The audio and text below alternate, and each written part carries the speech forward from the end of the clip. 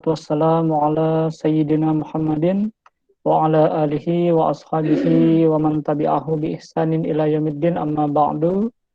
Baik rekan-rekan, teman-teman yang berbahagia, pada malam hari ini kita alhamdulillah masih bisa bertatap muka untuk melanjutkan perkuliahan kita mata kuliah Takhrij Hadis. Nah, insya Allah pada pertemuan kali ini kita akan melanjutkan perkuliahan kita, yaitu pembahasan di pertemuan kali ini kita pertemuan teori, karena kemarin kita pertemuannya sudah praktek, ya, jadi sekarang teori, minggu depan insya Allah praktek lagi. Nah, malam ini kita akan masuk pada pembahasan mengenai takhrij hadis metode yang keempat. Apa itu takhrij hadis metode yang keempat? Takhrij hadis metode yang keempat itu adalah takhrij melalui tema dari hadis, yaitu at-takhrij bina'un ala maudhi'il hadis. Takhrij sesuai dengan maudhu', sesuai dengan tema hadis itu sendiri. Nah, kalau pertemuan-pertemuan sebelumnya saya menyampaikan slide itu mayoritas yang saya sampaikan berbahasa Indonesia, atau ada ya campuran berbahasa Arabnya juga, ada bahasa Arabnya. Nah, pada malam hari ini itu khusus saya akan menyampaikan slide yang saya tampilkan ke teman-teman ini 100% berbahasa Arab. Nah, nanti akan saya sampaikan ke teman-teman, silakan disimak dengan baik. Ini kitab saya kutip dari kitab Turuqut Takhrij karya Dr. Abdul Muhdi Abdul Hadi. Bentar.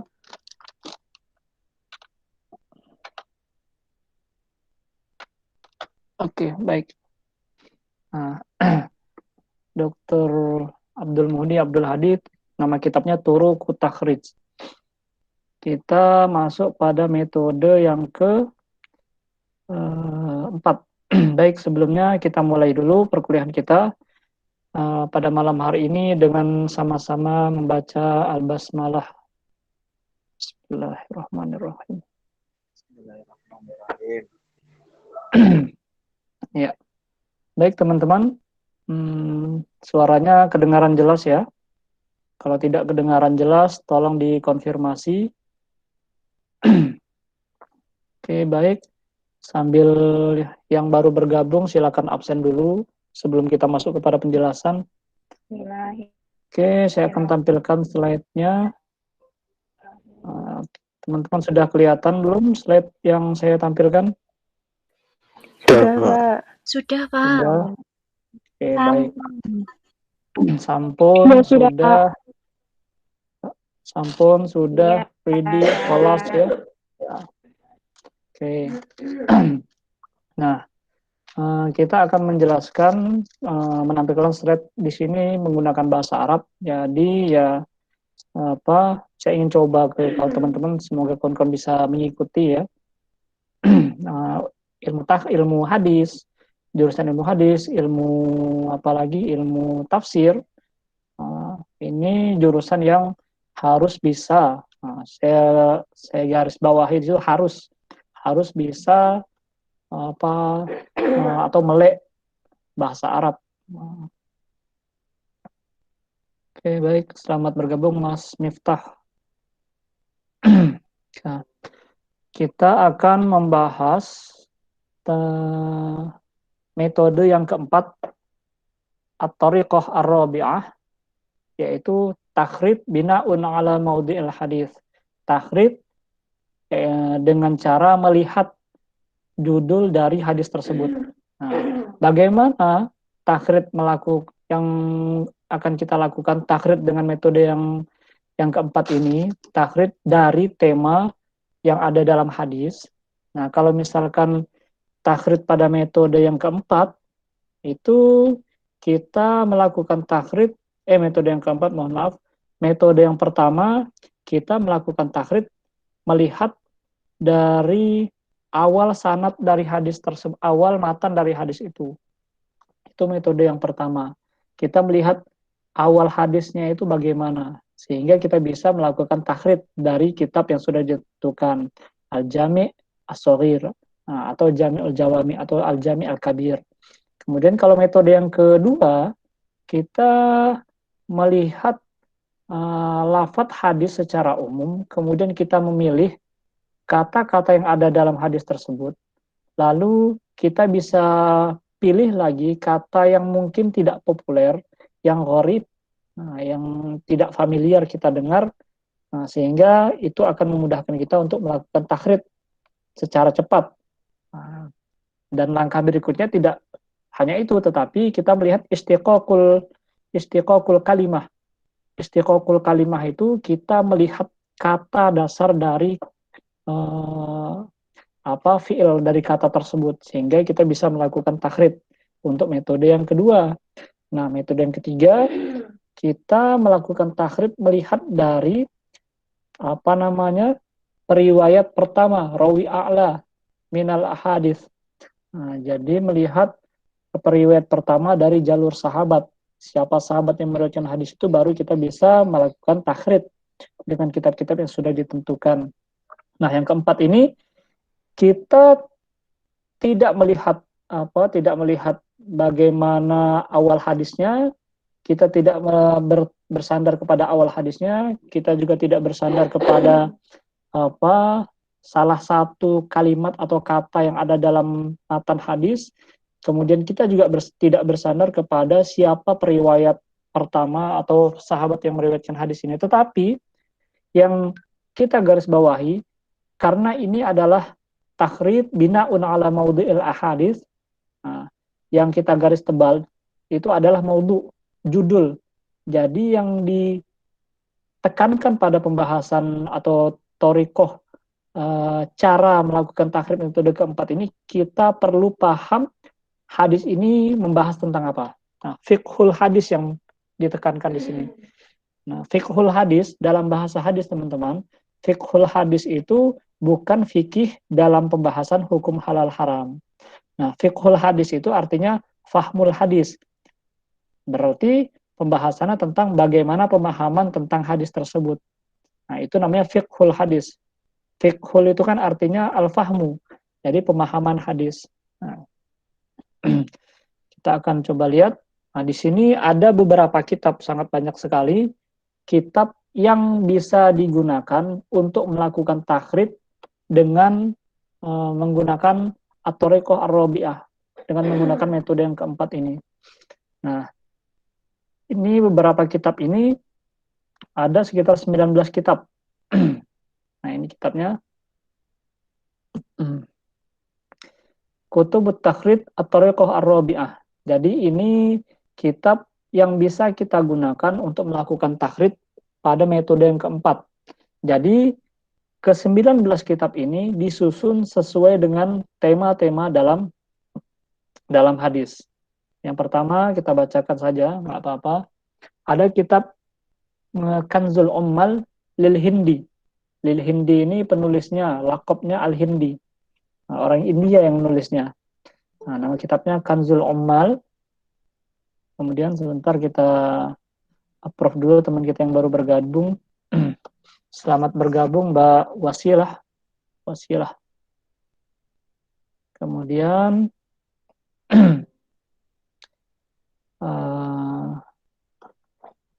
ya, yang pertama kitab Kanzul Ummal. Kanzul itu kan artinya kanzun aja. Kanzun itu harta karun gitu ya. Ummal itu harta karunnya para pembelajar lah.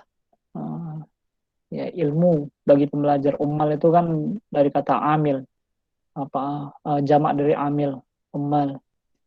Nah, Kanzul Ummal. Kitab hadis yang kedua ada kitab Muntakhab Kanzul Ummal. Nah, Muntakhab Kanzul Ummal punya Al-Hindi sama. Kemudian yang ketiga ada kitab Kunuzus Sunnah. Nah, Li Fansening. Ini saya kurang tahu siapa beliau ini, belum begitu paham. nanti bisa kita baca. Kemudian keempat ada kitab Al-Mughni an Hamlil Asfar punya Al-Iraqi. Yang kelima ada kitab Nasbur Royah di Zailai. Nah, Imam Az-Zailai. Kemudian yang keenam ada kitab Ad-Diroyah punya Imam Ibni Hajar Al-Asqalani. Ada juga kitab yang ketujuh At-Talkhis Al-Habir punya Imam Ibnu Hajar sama. Yang kedelapan ada kitab Muntaqal Akhbar yang punya Imam Ibnu Taimiyah. Imam Ibnu Taimiyah teman-teman tahu ya. Ini apa tokoh ulama yang pas punya kitab fatwa fatwa Ibnu Taimiyah itu yang disusun oleh muridnya. Kemudian beliau ini berpegang pada mazhab fikihnya mazhab Imam Ahmad bin Hambal. Beliau juga punya pemikiran untuk pemurnian akidah itu.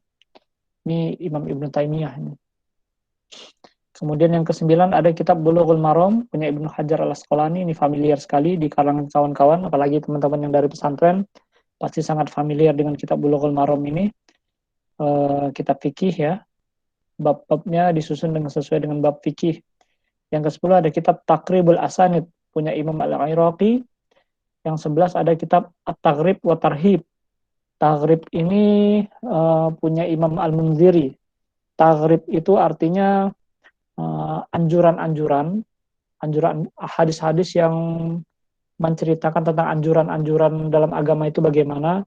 Kalau tarhib itu dia ancaman-ancaman, hal-hal yang harus dihindari, ancaman-ancaman, hadis-hadis mengenai tentang ancaman. Jadi kitab Taghrib wa Tarhib ini kitab yang berisi tentang hadis-hadis anjuran dan ancaman-ancaman yang ada dalam agama. Kalau ancaman itu maksudnya kalau melakukan kebohongan, dosanya apa ancamannya, neraka atau di dunia dan di akhirat mendapatkan balasan atau bagaimana, itu tarhib itu ancaman punya Imam Al-Munziri.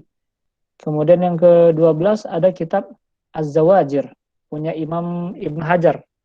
Ibn Hajar Al-Haytami. Kalau yang pertama tadi Imam Ibn Hajar Al-Asqalani yang nulis kitab Bulughul Maram. Kalau yang Az-Zawajir ini punya Imam Ibn Hajar Al-Haytami. Haytami. Berbeda ya. Yang ke-13 ada kitab Ad-Dur Al-Mansur punya Imam As-Suyuti. Imam Suyuti ini beliau ulama hadis juga. Beliau menulis kitab Tadribur Rawi. Tadribur Rawi, kitab ulumul hadis. Beliau wafat tahun 911 Hijriah. Beliau Imam As-Suyuti ya, mohon maaf ini salah tulis. Bukan Suyukni, Suyuti. Ya Imam Syaukani, mohon maaf. 14 Imam Syaukani, nomor 13 ya, Imam Suyuti. Beliau menulis kitab Tadribur Rawi. Kemudian banyak lagi kitab-kitab yang ditulis oleh beliau. Beliau mazhab fikihnya Syafi'i. Nah, kemudian yang ke-14 kitab Fathul Qadir punya Imam As-Syaukani. Kemudian yang 15 ada kitab Tafsir Ibnu Katsir. Tafsir Ibnu Katsir itu kitab teman-teman tahu ya, familiar ya kitab Tafsir Ibnu Katsir. Nah, ini juga di dalamnya itu disusun dengan bab-bab tafsir, bab-bab tafsir. Nah, ini juga masuk kategori kitab takhrij, kitab Tafsir Ibnu Katsir ini. Yang keenam ada kitab Al-Kaf Asy-Syaf punya Imam Ibnu Hajar. 17 ada kitab Al-Khosais Al-Kubra punya Imam As-Suyuti. 18 ada kitab Sirah punya Ibnu Katsir juga. Imam Ibnu Katsir ini banyak kitabnya ya. Ada tafsir, ada sirah. Kemudian yang 19 ada kitab Sabilul Huda war Rasyad. Ini Sabilun ya, kebalik ini. Sabilul Huda war Rasyad Lisyami, punya ulama yang dari Syam. Kita hanya menulis gelar-gelarnya saja. Baik teman-teman, ini ada 19 kitab yang bisa kita gunakan untuk melakukan takhrij pada metode yang keempat. Takhrij dari maudhu, dari tema dalam hadis. at-takhrij binaun ala maudhi'il ahadits. Itu yang akan kita bahas. Kita tidak akan bahas semua kitab yang ada di sini. Kita hanya bahas satu kitab saja, Kanzul Ummal, nanti akan kita bahas secara rinci. Baik, kita masuk kepada pembahasan Thariqah ar-rabi'ah at-takhrij bina'un ala maudhi'il ahadits. Saya akan bacakan di sini. Yu'tamadu at-takhrij bi hadhihi tariqah ala ma'rifati maudhi'il hadits. Nah, fanzur fi hadithika wa haddid mawdu'ahu thumma ibhas anhu fi hadzal mawdu' min kutub hadhihi tariqah wallati sayatil hadits anha insyaallah taala tajiduhu fiha. Jadi takhrij ini pada metode yang keempat ini sandarannya itu kepada tema hadis tersebut. Maka kita dianjurkan untuk melihat hadis ini membahas tentang permasalahan apa. Kita dituntut untuk paham hadis ini apa yang dia bahas. Dia membicarakan tentang masalah apa. Kemudian kita merujuk kepada daftar isi dari hadis tersebut, daftar isi dari kitab takhrij tersebut, sehingga kita bisa menemukan hadis yang kita maksudkan. Contoh, waqad yakunu hadhi qad yakunul hadis lahu aktsar min mawdu'in fabhath anhu fi kulli mawdu'atiha. Terkadang hadis itu lebih banyak dari temanya. Hadis itu lebih banyak dari tema yang dimaksudkan. Pembahasannya sangat luas. Maka cari hadis yang sesuai dengan tema-tema tersebut. Cari satu persatu. Setelah kita buka daftar isi dari pembahasan hadis itu. Nah, di sini contoh ada hadis ya qala Rasulullah sallallahu alaihi wasallam bunyal islamu ala khamsin syahadati alla ilaha illallah syahadatu alla ilaha illallah wa anna muhammadar rasulullah wa iqamis salati wa ita'iz zakati wa shaum ramadhana wa hajjal baiti liman istata'a ilaihi sabila. Nah, ini hadis tentang pokok-pokok ajaran agama Islam. Nah, rukun Islam ya, pembahasan tentang hadis ini. Wa hadzal hadis yud'u fi kitabil iman. Nah, kalau kita paham hadis ini membahas tentang pertama, membahas tentang masalah iman. Masalah keimanan.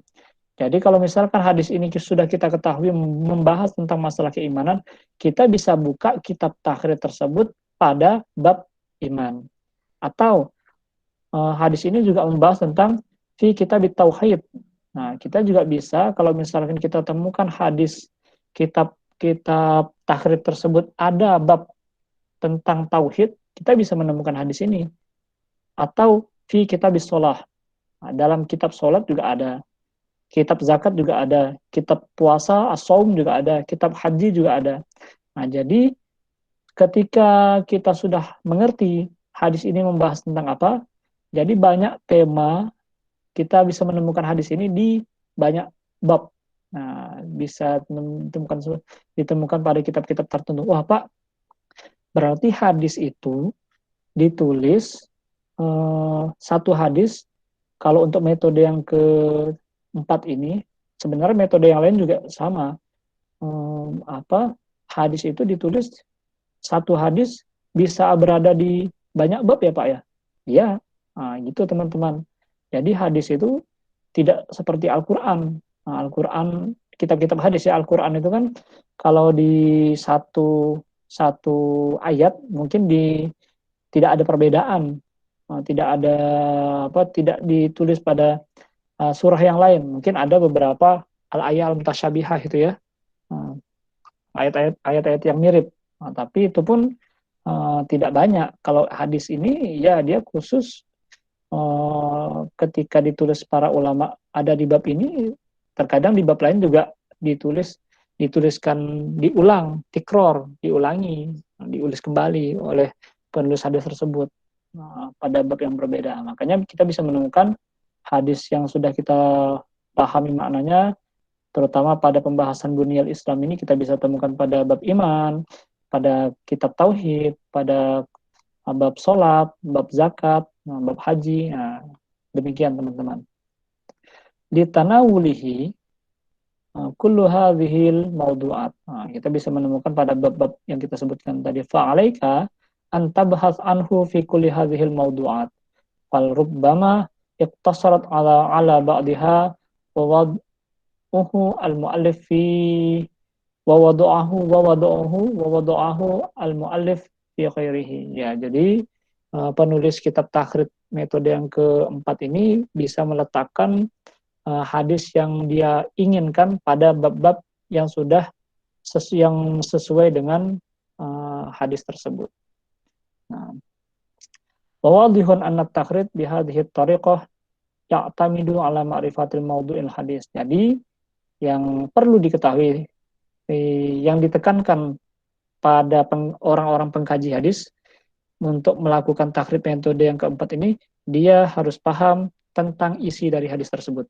Kalau sudah paham, dia akan bisa menyimpulkan hadis ini membahas tentang apa, kemudian langsung melihat daftar isi dan merujuk pembahasan hadis ini ada di, kalau sudah pasti ada di bab tersebut, baru kita bisa merujuk hadis ini ada di nomor berapa. Nah, demikian kawan-kawan. Jadi ini bukan kitab ini ya, tidak dari referensi sumber kitab Kutubus Sittah atau Kutubus Tis'ah, tapi dari 19 kitab yang kita sebutkan tadi. Itu khusus untuk takhrid metode yang keempat. Kemudian selanjutnya mazaya hadhihi tariqah. Apa sih kelebihan dari metode yang keempat ini? Nah, metode keempat ini kelebihannya ada 3. Bentar, ada teman kita yang baru bergabung. Nah, bisa dipahami ya teman-teman ya, untuk yang pertama tadi kita sampaikan. Mudah sebenarnya.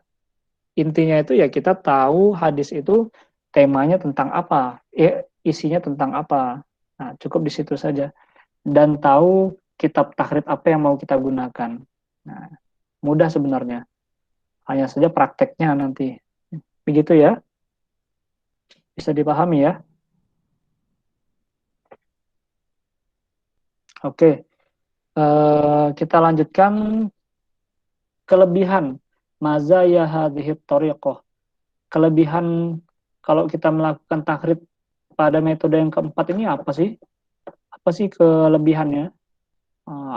Setelah nanti kita bahas kelebihan, kekurangannya apa sih? Nah, kita coba dulu. Ada 3 ini kelebihan metode yang keempat. Hadhihi tariqah la tahtaju syai'an la la la tahtaju syai'an zaidan 'anil hadis. Fala tahtaju salamatun matla'ul hadis sya'nut tariqah al-ula wala tahtaju dirayatu bil istiqaqi al-lughawiyyah sya'nut tariqah as-saniyah wala tahtaju li ma'rifati ar-rawi al-a'la sya'nut tariqah as-salitsah wa innama tahtaju faqat ma'rifatu ma'nal hadis wa hadza zahirun fi mu'zamil ahadits bid-dirayah yakunu fi kulliha. Jadi metode yang keempat ini tidak memerlukan tambahan, dari hadis, tidak memerlukan hadis yang lain. Cukup hadis itu yang kita gunakan untuk melakukan takhrid. Kemudian untuk metode yang keempat ini juga tidak memerlukan tidak memerlukan takhrid sebagaimana metode yang pertama.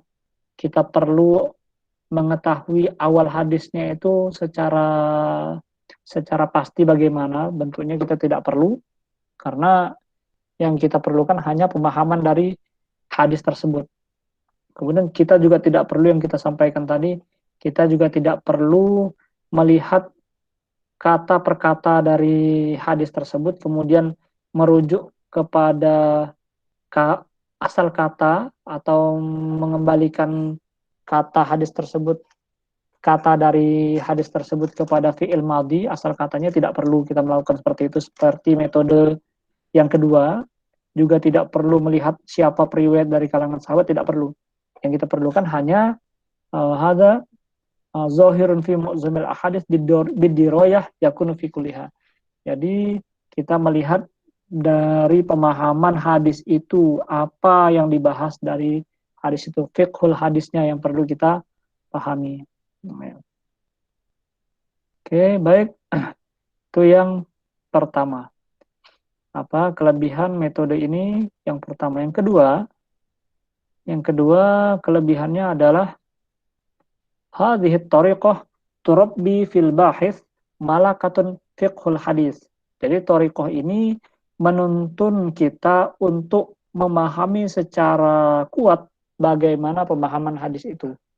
Nah, jadi kita dituntut untuk memahami hadis. Jadi kalau kita sudah kelebihan menggunakan metode yang keempat ini, kita dituntut untuk paham hadis. Kalau kita sudah paham hadis ini membahas tentang apa, maka ya otomatis kita juga bisa mengambil kesimpulan. Kita juga ada mendapatkan pemahaman tentang isi hadis tersebut. Itu kelebihannya. Kalau metode yang pertama, kedua, ketiga, kita kan tidak perlu paham isi hadis ini membahas tentang apa. Kita hanya melihat hadis ini diriwayatkan oleh siapa, kemudian sanadnya secara lengkap bagaimana. Nah, kalau kita sudah tahu, baru kita bisa melihat, oh kedudukan hadis ini seperti apa. Apakah hasan, sahih, atau dhaif, atau bagaimana. Tapi kalau metode yang keempat ini, kita dituntut nih untuk paham hadis. Kalau kita sudah paham hadis, kita akan mudah untuk menghukumi. Nah, jadi menambah wawasan kita tentang hadis. Nah, kalau orang sudah paham hadis, itu lebih bagus. Nah, fa ba'da istimaliha fatratun yasbahul bahith za qudratin ala ma'rifati mawdu'il hadis alladhi huwa fiqhul hadis. Nah, jadi ya menambah menguatkan daya berpikir, daya pemahaman seseorang tentang hadis. Nah, itu dia. Jadi nalar dalam memahami hadis itu dapat terasah ketika kita menggunakan metode yang keempat ini. Itu kelebihan yang kedua. Yang ketiga, hadhihi tariqah tawaqqafa al-bahis ala hadithihi wal ahadits allati fi mawdu'ihi mimma yanshatuhu fil bahthi wa yusa'iduhu fi tadqiqil mas'alah. Nah, yang ketiga ini dapat menjadikan orang yang menggunakan metode yang keempat ini dia tawaqqafal bahis ala hadithihi wal ahadits allati fi mawdu'ihi mimma yanshatu fil bahthi wa yusa'iduhu fi tadqiqil mas'alah. Nah, ya, dia akan mudah untuk menyelesaikan masalah apapun yang terkait dengan misalnya seperti hadis yang kita sampaikan tadi di awal, bunyal islamu ala khamsin. Kalau misalkan kita sudah paham tentang hadis ini, artinya kita juga bisa memecahkan masalah, oh ternyata dalam Islam itu rukun Islam yang dibahas di sini itu ada 5. Nah, jadi memecahkan masalah dengan memahami hadis. Nah, itu kelebihan nomor 3 dari hadis, dari metode yang keempat ini. Nah, kita bisa memecahkan masalah melalui pemahaman hadis yang sudah kita pahami. Nah, itu dia. Nah, ini 3 kelebihan metode yang keempat. Kekurangannya apa? Nah, kekurangannya ada 2.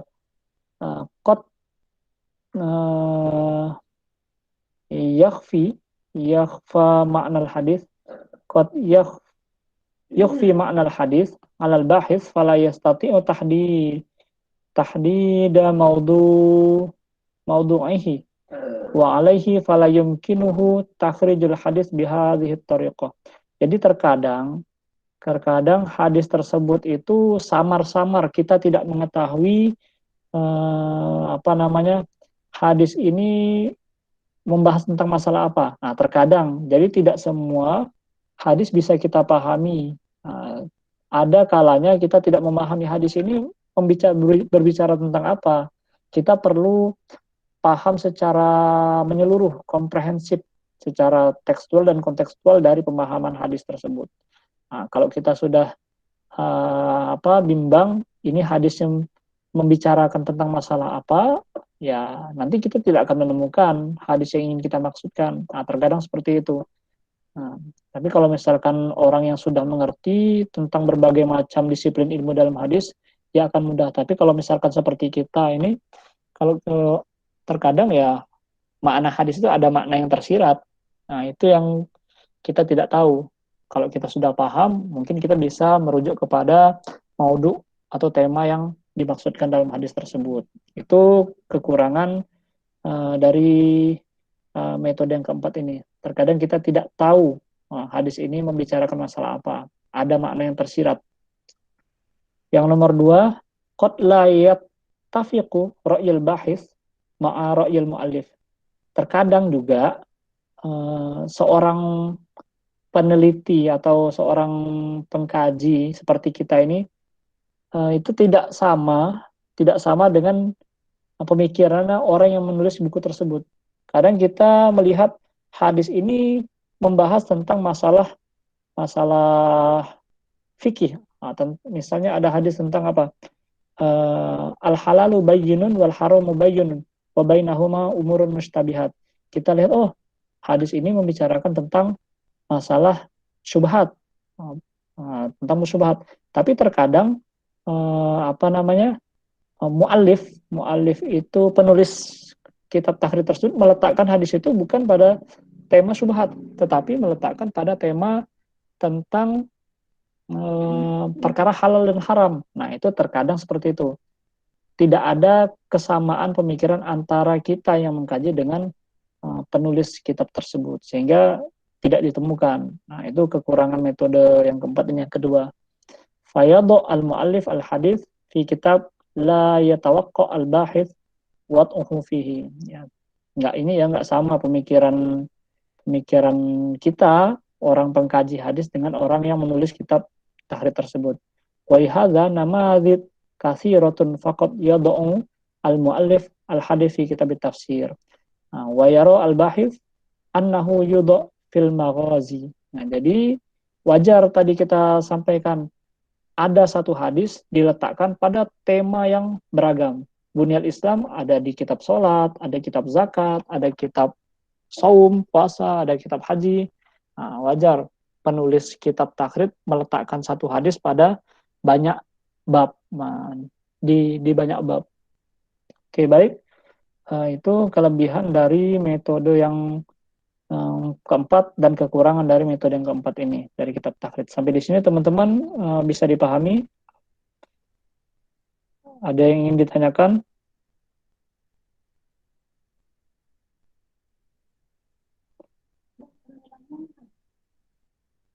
Yalah. Ada yang ingin ditanyakan atau kita lanjut? Lanjut, Pak. Lanjut ya. Lanjut. Oke, itu tadi tentang metode yang keempat. Nah, sekarang kita coba lihat kitabnya, kitab hadisnya. Nah, kitab hadis dari metode yang keempat. Kitabnya Kanzul Ummal fi Sunanil Aqwal wal Af'al. Nah, jadi kitab Kanzul Ummal ini menulis penulisnya ini mengumpulkan hadis-hadis fi'liyah dan hadis-hadis qauliyah dari hadis baginda Nabi Shallallahu Alaihi Wasallam. Coba kita mengenal dulu siapa pengarang kitab Kanzul Ummal ini. Jadi kalau kawan-kawan ketemu kitab Kanzul Ummal, ya ini adalah kitab takhrid metode yang keempat, yakni takhrid binaun ala maudhu'il hadis, maudhu'il ahadis. Siapa penulisnya? Muallifuhu atau penulis kitab ini adalah Asy-Syaikh Al-Imam Al-Alim Al-Kabir Al-Muhaddits. Nah, udah Syekh, Imam, Alim, seorang yang mengerti tentang ilmu, Alim Al-Kabir, ulama besar, Al-Muhaddits, seorang muhaddis juga, Ali bin Hisam, namanya itu Ali bin Hisam. Nah, Ali bin Hisamuddin Abdul Malik bin Qadi Khan Asy-Syahir bil Muntaqa Asy-Syadzili. Nah, dia dikenal Asy-Syahir ini dikenal dengan nama Muntaqo Asyadzili. Nah, ini apa namanya? Pencetus apa Thariqah Syadziliyah, Al-Madini, Al-Jashti, Al-Burhan Furi Al-Hindi. Al-Burhan Furi Al-Hindi. Burhan Furi ini nama daerah di India ya. Nah, beliau ini orang India. Dia dilahirkan Wulida di Madinati Burhanpur. Burhanpur, pernah dengar daerah Burhanpur? Daerah India, Burhanpur di India tahun 885. Tapi ada juga yang mengatakan 888. Ini tahun lahirnya penulis kitab Kanzul Ummal. Nah, menulis kitab Kanzul Ummal dari dilahirkan tahun 885 atau 888, sekarang udah 1442 Hijriah, kitabnya masih dikenang ya sampai sekarang. Sudah berapa ratus tahun itu, hampir 100 tahun ya, kitabnya masih dikenang. Kemudian nasya'a muhibban lil ilmi taliban harisan alaihi. Jadi beliau ini sangat cinta sekali dengan ilmu, ma'az-zuhdi wal wara, orangnya zuhud, tidak senang dengan perkara-perkara dunia, kemudian sangat bertakwa, wa katsir ta'ah, bertakwa, kemudian taat dengan Allah Subhanahu wa taala, perintah-perintah Allah tidak pernah ditinggalkan. Wartahala ila katsirin minal bilad, beliau juga suka, kalau bahasa anak sekarang itu suka apa ya? Suka adventure, suka traveling. Traveling. Irtahala ila katsirin minal bilad, suka jalan-jalan ke berbagai negara. Kalau kita kan traveling kan jalan-jalan, kalau artis-artis itu travelingnya jalan-jalan. Kalau di sini beliau travelingnya mencari ilmu. Fa'afada dzalika ilman jamman min akabiril ulama asrihi. Beliau traveling tapi singgah ke beberapa ulama. Ada ulama dari Indonesia, beliau mampir. Ada ulama dari Mesir, beliau mampir. Ada ulama terkenal di Syam, di Syria, beliau mampir. Nah, itu apa kesukaan, hobi beliau ini, hobi beliau traveling. Tapi travelingnya ziarah ke rumah-rumah orang alim. Wartahala ila Makkah, kemudian pergi ke Mekah dan meninggal di sana. Ba'da anjawaro rodahan minaz zaman. Udah lama tinggal di Mekah, meninggal di Mekah. Kemudian qala Aidrusi, ini Al-Aidrus mengatakan, kalau kita dengar ada orang nama akhirnya Idrus, siapa Idrus gitu. Kalau orang Arab biasa keturunan Arab ada marga. Apa sih namanya kalau orang Arab tuh ya? Kalau orang Batak itu kan nama akhirnya itu kan marga. Kalau Arab tuh apa namanya? Teman-teman tahu nggak? Ada Al-Habsyi, ada Asegaf, apa Fam ya? Fam ya? Ada yang Arab nggak di sini? Apa itu? Ada Asegaf, ada At-Tamimi, ada Idrus. Apa? Ngerti nggak teman-teman apa itu namanya? Fam ya? Halo? Kedengaran nggak suara saya? Ini Kedengar, Pak. Kedengar, Pak. Kurang ya, apa itu namanya itu? Ada yang tahu nggak? kurang paham, Pak. Oh, tapi tahu kan orang Arab biasanya di akhir-akhir namanya tuh ada nama-nama begitu. Lengkap. Iya, Pak. Fam mungkin namanya. Fam ya deh. Iya. Idrus, Al-Habsyi, At-Tamimi. Nah, ini Al-Idrus ini nisbah orang yang sekarang ada namanya Idrus. Nah, ini beliau ini pada masanya. Beliau mengatakan mu'allafatuhu, kata beliau, karyanya Al-Hindi ini sekitar ratusan kitab, ma baina kabirin wa saghirin, baik itu kitab-kitab yang tebal, yang besar-besar, atau kitab-kitab yang kecil-kecil. Nah, wa afrada Abdul Qadir bin Ahmad Al-Faqihi manaqibuhu fi kitab samahu. Nah, dia punya kitab Kata Abdul Qadir bin Ahmad, punya kitab namanya Al-Qaul An-Naqi fi Manaqibil Muttaqi. Nah, ini kitabnya. Beliau wafat tahun uh, Khomsun wa Sab'in wa Tis'omi'ah. Wafatnya tahun 975. Lahirnya 885, wafatnya 975. Berapa umurnya tuh? 200 tahun ya? Enggak ya, 100 tahun ya. Hampir 100 tahun. Nah, ini kemudian kitabnya Jama' al-Mu'allif fi kitabihi hadza kullu ahadits al-Jami' al-Kabir li Suyuti ma'a ziyadat.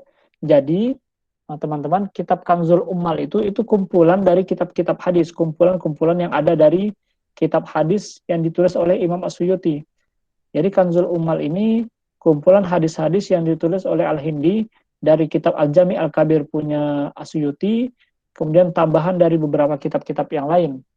Nah, kemudian dikumpulkan juga hadis-hadis dari kitab Al-Jami' As-Shaghir wa Ziyadatul Jami'. Nah, jadi Kanzul Ummal ini kitab hadis-hadis yang dikumpulkan dari kitab Al-Jami' Al-Kabir punya Imam Suyuti, Al-Jami' As-Shaghir punya Imam Suyuti, dan tambahan-tambahan dari beberapa kitab yang lain. Nah, fahtawa al-kitab ala ahadits aksar min samanina kitaban. Jadi kitab Kanzul Ummal ini merujuk dari kurang lebih ada 80 sumber kitab hadis. Wa ala aksar min sittah wa arba'ina alfan hadis. Sittah wa arba'ina alf hadisun. Nah, jadi hadis yang ditulis pada kitab Kanzul Ummal itu kurang lebih jumlahnya, kalau misalkan di kitab Musnad Imam Ahmad bin Hambal itu ada kurang lebih 40.000 hadis. Kalau kitab Musnad Al-Humaidi kurang lebih ada 60.000 hadis. Nah, kalau kitab Kanzul Ummal ini kurang lebih ada 46.000 hadis.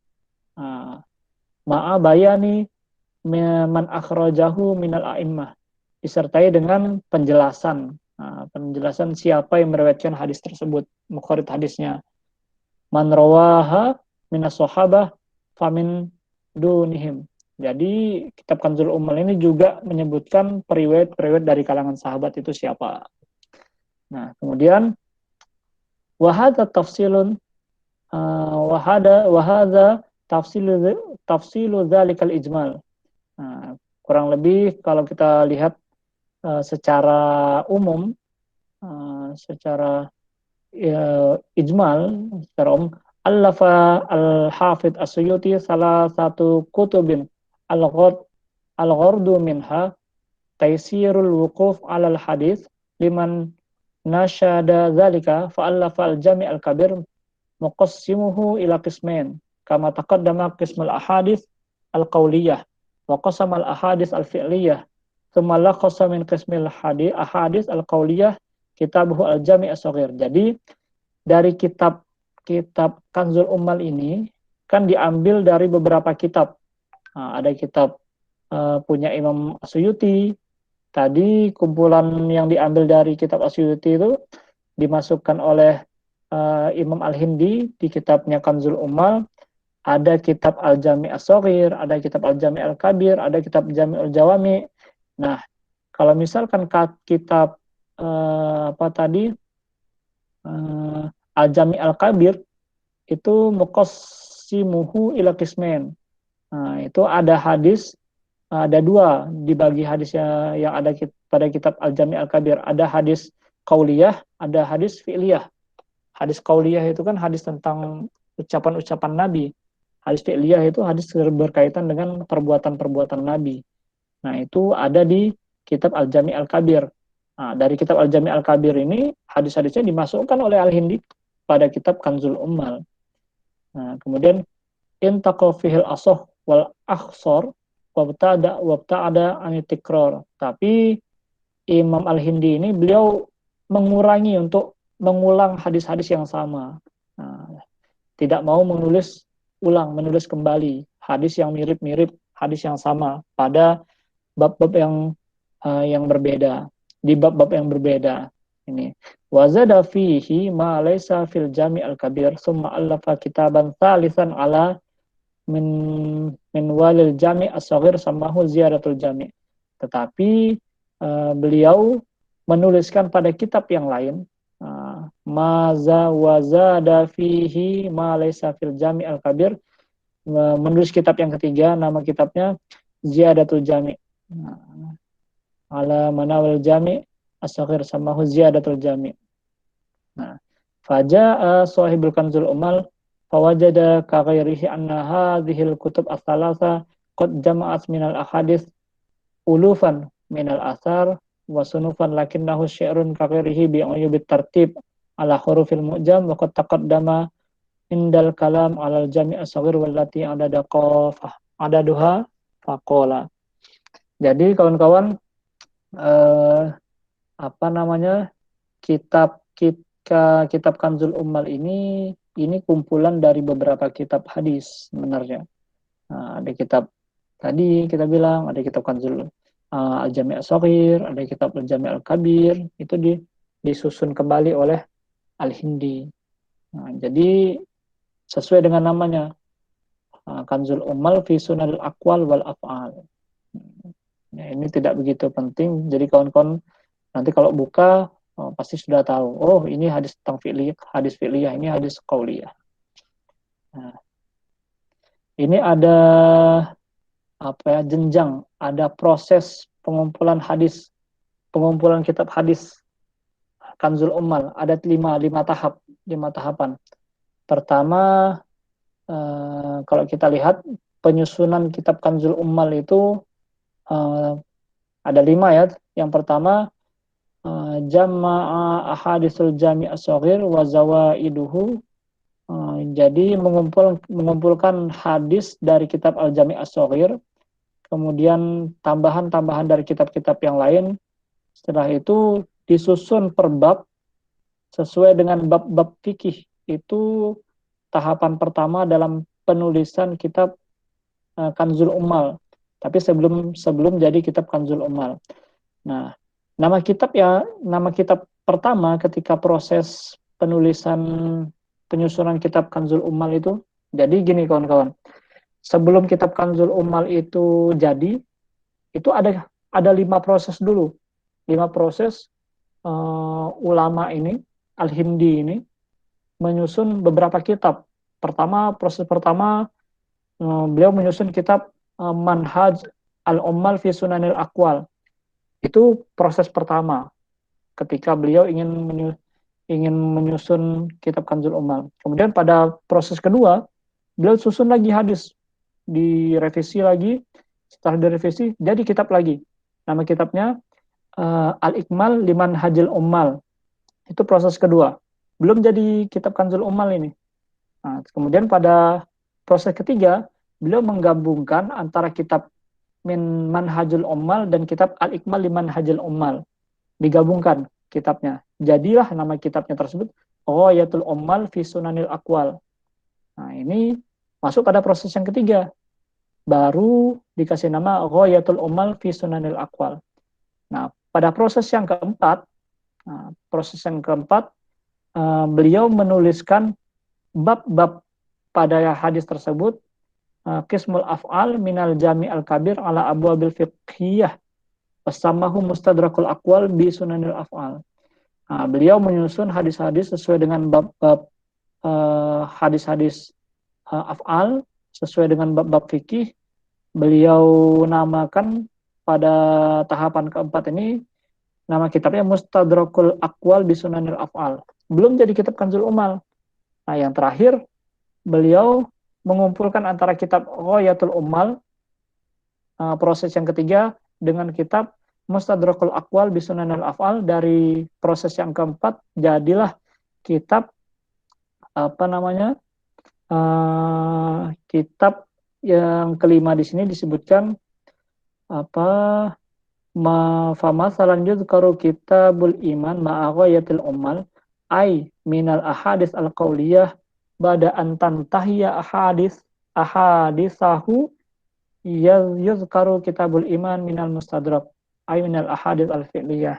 Nah, yang terakhir itu kitab yang proses keempat dan proses ketiga disusun kembali hingga tersusun ada hadis fi'liyah, ada hadis qauliyah, baru menjadi kitab Kanzul Ummal. Gitu kawan-kawan. Nah, jadi panjang prosesnya Imam Al-Hindi ini untuk menulis kitab Kanzul Ummal. Nah, oke ya kawan-kawan ya, bisa dipahami sampai di sini. Wah, kita masih ada, saya kira ini aja dulu. Sebenarnya masih panjang.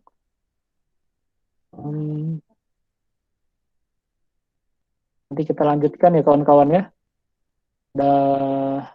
Saya khawatir kawan-kawan nanti nggak bisa nangkap. Gimana? Kita cukup dulu ya. Nanti kita lanjutkan lagi insya Allah di depan. Malam. Bisa dipahami nggak? Tapi untuk metode yang keempat ini. Bisa, Pak. Bisa ya. Nggih. Nanti insya Allah kita lanjutkan. Ada yang mau ditanyakan? Nanti kita lanjutkan lagi. Iya Pak, itu masalah UTS itu jadinya kapan Pak? Oh, TS itu nanti minggu depan insya Allah. Sabar. Udah semangat sekali itu. Siapa butuh yang gambaran soal UTS. Oh, gambaran. Nanti kita gambarkan. Mau gambar apa? Gambar. Nanti temanya ya dari pertemuan pertama sampai metode yang ketiga insya Allah. Nah, mungkin ada prakteknya ya. Mungkin. Tapi saya sedang berpikir dulu kira-kira yang cepat itu kalau untuk praktek apa kira-kira yang bisa disampaikan ke teman-teman. Pokoknya minggu depan disiapkan saja. Oke, Mas. Iya. Prakteknya apa saja Pak? Prakteknya cari hadis. Bukan cari ayat dalam Al-Quran, bukan. Itu Fathul Quran, ini Fathul Kitab, Fathul Hadis, bukan Fathul Izar. Tapi ini ditanyakan Pak.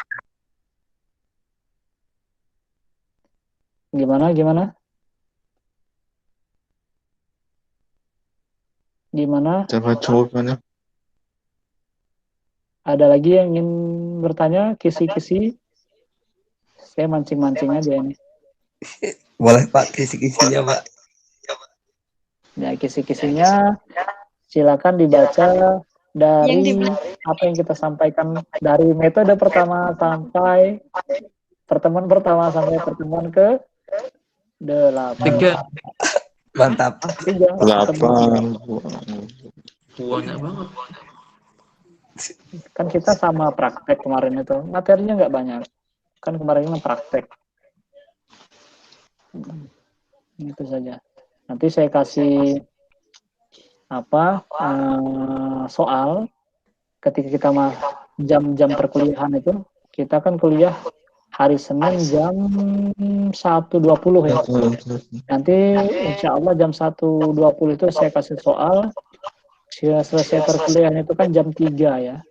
Nah jam 3 sudah harus dikumpulkan, dikirimkan lewat email mungkin. Nanti saya kirimkan email saya.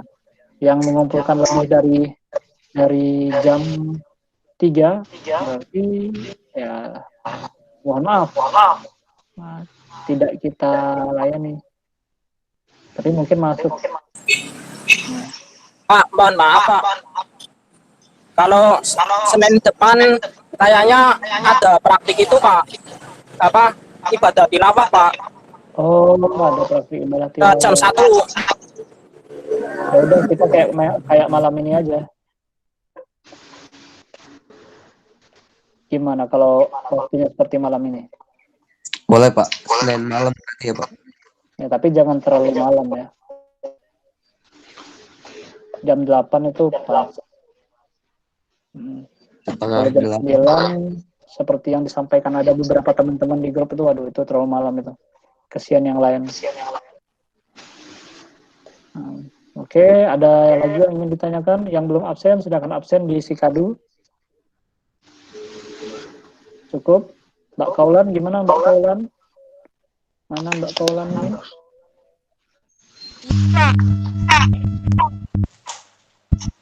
Mbak Kaulan ada di situ?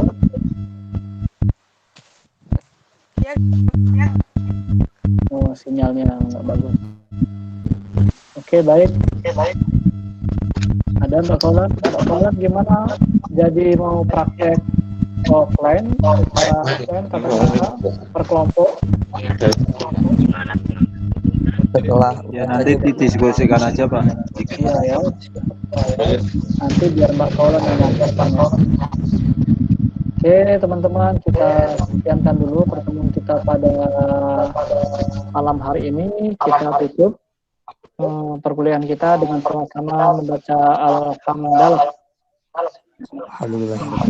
Alhamdulillah.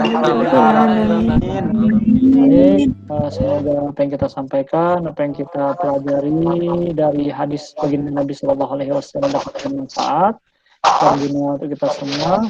Allah menfa'alna bima 'allamtana wa 'allimna ilman yanfa'una warzuqna fid-din wal akhirah. Assalamualaikum. Mohon maaf atas segala kekurangan. Semoga sehat selalu teman-teman. Jangan lupa tersenyum dan berbahagia. Assalamualaikum.